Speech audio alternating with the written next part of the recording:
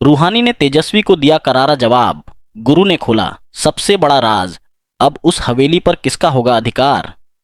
जी हाँ दोस्तों, सीरियल इश्क जुनूनी में कहानी एक नया और बेहद रोमांचक मोड़ लेने वाली है। रात के सन्नाटे में रूहानी बेचैन होकर सोती है। उसकी आंख लगते ही उसे एक अजीब सपना दिखाई देता है। वह देखती है कि गुरु हवेली के पुराने आंगन में अकेला बैठा है। उसकी आंखों में आंसू हैं और हाथ में रूहानी की पुरानी चुन्नी है। तभी रूहानी उसके पास पहुंचती है। गुरु मुस्कुराते हुए कहता है, तुम लाख कोशिश कर लो मुझसे दूर जाने की, लेकिन हमारी किस्मत बार बार हमें एक ही रास्ते पर ले आती है। रूहानी भावुक होकर कहती है, मैंने बहुत बड़ी गलती की थी गुरु। मुझे लगा था कि सब कुछ खत्म हो चुका है, लेकिन मेरा दिल आज भी तुम्हारे साथ ही धड़कता है। तभी अचानक तेज हवा चलती है और सपना टूट जाता है। रूहानी घबराकर उठ बैठती है। उसके मन में एक अजीब डर और बेचैनी घर कर जाती है। सुबह होते ही हवेली में नया बवाल शुरू हो जाता है। तेजस्वी पूरे गुस्से में नीचे आती है और देखती है कि रूहानी घर के नौकरों को पूरे घर की सफाई और सजावट करने का आदेश दे रही है। पूरे घर में नए फूल लगाए जा रहे हैं और पुराने सामान हटाए जा रहे हैं। तेजस्वी गुस्से में चिल्लाते हुए कहती है, किसके कहने पर यह सब हो रहा है? किसने तुम्हें इस घर की मालकिन बना दिया? रूहानी बिल्कुल शांत आवाज में जवाब देती है, इस घर की खुशियां वापस लाने की जिम्मेदारी मैंने अपने ऊपर ली है। अब यहां वही होगा जो इस परिवार के लिए सही होगा। यह सुनते ही तेजस्वी का गुस्सा 7वें आसमान पर पहुंच जाता है। वह सबके सामने रूहानी का हाथ पकड़कर उसे धक्का देने की कोशिश करती है, लेकिन इस बार रूहानी पीछे नहीं हटती। वह तेजस्वी का हाथ रोक देती है और सख्त आवाज में कहती है, इज्जत करना मुझे आता है, लेकिन अपनी बेइज्जती सहना नहीं। तेजस्वी फिर भी नहीं मानती और रूहानी को अपमानित करने लगती है। तभी रूहानी उसे जोरदार थप्पड़ मार देती है। पूरे घर में सन्नाटा छा जाता है। किसी को भी विश्वास नहीं होता कि रूहानी ने पहली बार अपने सम्मान के लिए इतनी बड़ी आवाज उठाई है। इतने में गौतम सिंह वहां पहुंच जाता है। तेजस्वी रोते हुए कहती है, भैया आपने देखा, इसने मुझे सबके सामने थप्पड़ मार दिया। सबको लगता है कि गौतम सिंह रूहानी पर गुस्सा करेगा, लेकिन वह चुपचाप खड़ा रहता है। उसकी खामोशी पूरे माहौल को और भी रहस्यमय बना देती है। उसी समय हवेली का मुख्य दरवाजा खुलता है और गुरु अंदर आता है। उसके हाथ में कुछ पुराने कागजात और एक लोहे का संदूक होता है। गुरु सबके सामने कहता है, आज मैं इस हवेली का सबसे बड़ा सच बताने आया हूं। जिस हवेली को लेकर इतने सालों से लड़ाई हो रही है, उसके असली मालिक का नाम इन कागजों में लिखा हुआ है। यह सुनते ही गौतम सिंह के चेहरे का रंग उड़ जाता है। तेजस्वी भी घबरा जाती है। गुरु आगे कहता है, सालों पहले इस परिवार के साथ बहुत बड़ा धोखा हुआ था। कुछ लोगों ने लालच में आकर असली दस्तावेज छिपा दिए थे, लेकिन अब सच किसी से नहीं छिपेगा। रूहानी हैरान होकर गुरु की तरफ देखती है। उसे समझ नहीं आता कि आखिर गुरु को यह सब कैसे पता चला। इसी बीच हवेली की सबसे बुजुर्ग महिला वहां पहुंचती हैं। वह गुरु के हाथ से कागजात लेकर सबके सामने कहती हैं, अब समय आ गया है कि इस परिवार को सच पता चले। जिसने सबसे ज्यादा त्याग किया, उसी का इस घर पर सबसे पहला अधिकार है।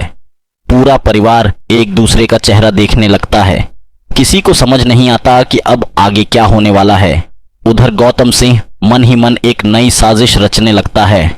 उसे डर है कि अगर सच्चाई सबके सामने आ गई तो उसकी वर्षों की बनाई हुई योजना एक ही पल में खत्म हो जाएगी। इसीलिए वह तय करता है कि किसी भी कीमत पर उन दस्तावेजों को सबके सामने आने नहीं देगा। लेकिन गुरु भी इस बार पूरी तैयारी के साथ आया है। उसने सबूतों की कई प्रतियां सुरक्षित जगह पर रख दी हैं। अब अगर कोई एक सबूत भी गायब करेगा, तब भी सच सामने आकर ही रहेगा। दूसरी तरफ रूहानी पहली बार महसूस करती है कि गुरु आज भी उसके लिए हर मुश्किल से लड़ने को तैयार है। उसके मन में दबे हुए पुराने जज्बात फिर से जागने लगते हैं, लेकिन उसे यह भी एहसास है कि असली लड़ाई अब भी शुरू हुई है। अब सवाल यह है कि क्या गुरु पूरे परिवार के सामने हवेली का असली राज खोल पाएगा? क्या गौतम सिंह अपनी नई साजिश में कामयाब होगा? क्या तेजस्वी अपने अपमान का बदला लेने के लिए फिर कोई नई चाल चलेगी? और क्या रूहानी अपने परिवार को बिखरने से बचा पाएगी? इन सभी सवालों के जवाब कहानी के अगले रोमांचक भाग में सामने आएंगे। हवेली में चारों तरफ सन्नाटा पसरा हुआ था। गुरु के हाथ में मौजूद असली दस्तावेज देखकर गौतम सिंह के चेहरे का रंग उड़ चुका था, लेकिन वह इतनी आसानी से हार मानने वाला नहीं था। उसने मन ही मन एक ऐसी खतरनाक चाल चली जिससे गुरु हमेशा के लिए रास्ते से हट जाए। रात के अंधेरे में गौतम सिंह अपने आदमियों के साथ हवेली के पीछे वाले पुराने गोदाम में पहुंचा। उसने अपने गुंडों से कहा, आज रात गुरु जिंदा नहीं बचना चाहिए। अगर वह बच गया तो मेरा पूरा साम्राज्य खत्म हो जाएगा। दूसरी तरफ गुरु को पहले ही इस साजिश की भनक लग चुकी थी। उसने अपने कुछ भरोसेमंद लोगों को पहले से वहां छिपा दिया था। जैसे ही गौतम सिंह के गुंडों ने गुरु पर हमला किया, गुरु बिजली की तरह उन पर टूट पड़ा। कुछ ही मिनटों में गुरु ने सभी गुंडों को जमीन पर गिरा दिया। गौतम सिंह यह देखकर हैरान रह गया। उसने गुस्से में पिस्तौल निकाल ली और गुरु पर निशाना साध दिया। इतने में रूहानी वहां पहुंच गई और जोर से चिल्लाई, गुरु संभल जाओ।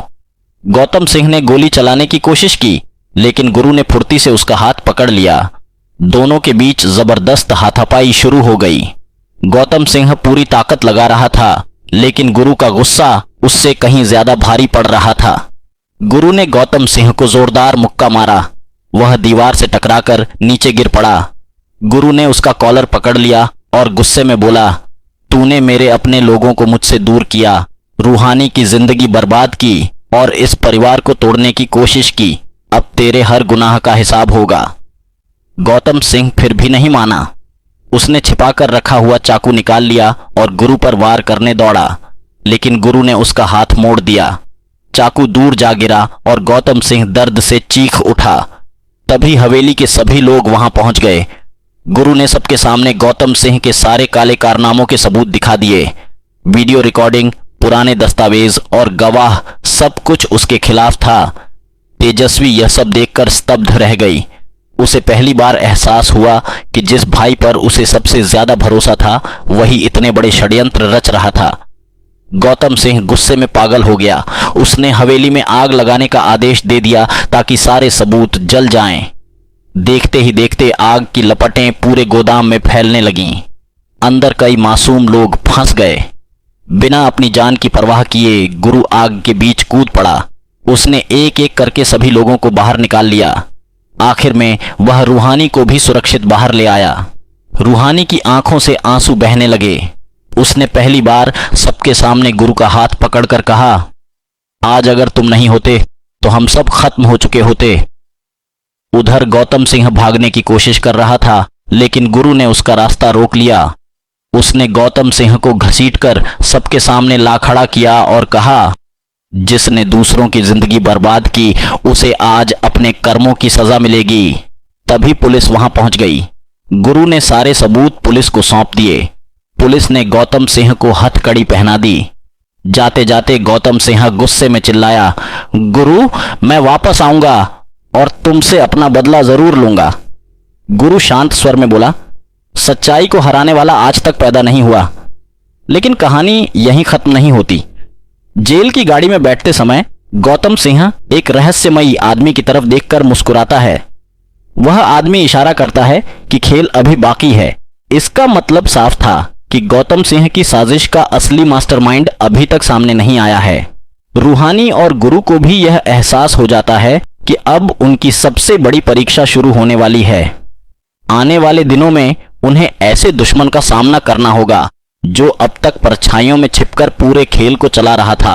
गौतम सिंह जेल ले जाए जाने से पहले अचानक पुलिस वालों को धक्का देकर भागने लगता है। यह देखकर गुरु उसका पीछा करता है और कुछ ही देर में उसे पकड़ लेता है। गुस्से से भरा गुरु गौतम सिंह का कॉलर पकड़कर कहता है, आज मैं तुम्हें तुम्हारे हर गुनाह की सजा दूंगा। गौतम सिंह फिर से गुरु पर हमला करता है, लेकिन इस बार गुरु उसे जोरदार मुक्का मार देता है। दोनों के बीच जबरदस्त लड़ाई शुरू हो जाती है। तभी गुरु गौतम सिंह को मारने के लिए आगे बढ़ता है। उसी समय रूहानी दौड़कर बीच में आ जाती है और गुरु का हाथ पकड़ लेती है। वह रोते हुए कहती है, नहीं गुरु, अगर तुमने इसे मार दिया तो तुम्हारे और इसमें कोई फर्क नहीं रहेगा। इसे इसके गुनाहों की सजा कानून देगा। रूहानी की बातें सुनकर गुरु का गुस्सा शांत हो जाता है। वह गौतम सिंह को छोड़ देता है। तभी पुलिस दोबारा उसे गिरफ्तार कर लेती है और हथकड़ी लगाकर अपने साथ ले जाती है। जाते जाते गौतम सिंह गुरु और रूहानी को घूरता है और बदला लेने की धमकी देता है। अगर आपको कहानी पसंद आई हो तो वीडियो को लाइक करें, चैनल को सब्सक्राइब करें और ऐसे ही रोमांचक ट्विस्ट के लिए हमारे साथ जुड़े रहें।